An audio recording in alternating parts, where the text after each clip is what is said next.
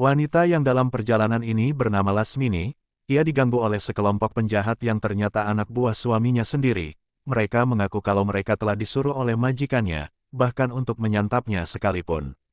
Lasmini pun melakukan perlawanan, namun mereka berhasil melumpuhkannya dan satu persatu mulai menikmati kemolekan tubuh Lasmini. Setelahnya mereka puas, Lasmini pun dilemparkannya ke jurang.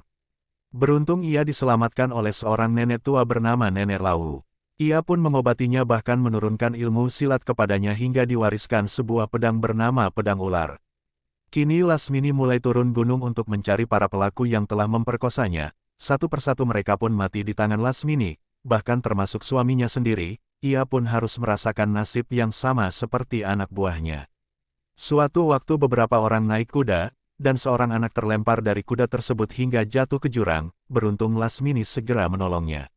Rupanya anak tersebut adalah putra Mantili yang merupakan musuh bebuyutan Lasmini. Awal ketemu Lasmini jatuh hati pada lelaki ini. Ia bernama Bentar, adik dari Mantili. Bentar pun mempunyai perasaan yang sama terhadap Lasmini. Mereka pun saling jatuh cinta. Namun sayang cinta mereka tak direstui oleh keluarga Bentar. Hal ini membuat Lasmini sakit hati dan menjadi sangat marah dan penuh dendam. Ia pun kembali ke Gunung Lawu untuk lebih memperdalam ilmu kanuragan. Dan setelahnya berhasil menguasai ilmunya, ia pun turun gunung dan menantang jago-jago silat.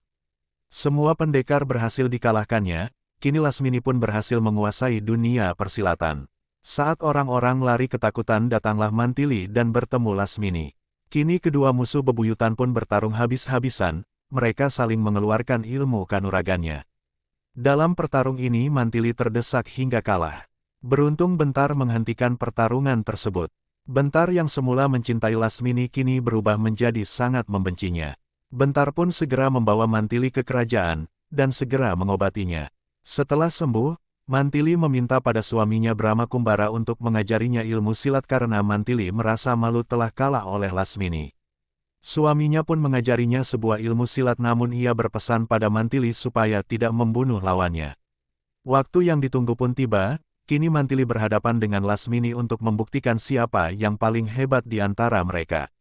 Lasmini yang sakit hati dan penuh dendam pun langsung mengeluarkan jurus-jurus andalannya, namun Mantili lagi-lagi berhasil menghindarinya. Akhirnya Lasmini pun kehabisan tenaga, dan di saat itu Mantili pun langsung menerjang balik Lasmini hingga membuat ia tak berdaya. Mantili pun mendapat bisikan dari suaminya untuk tidak membunuh Lasmini.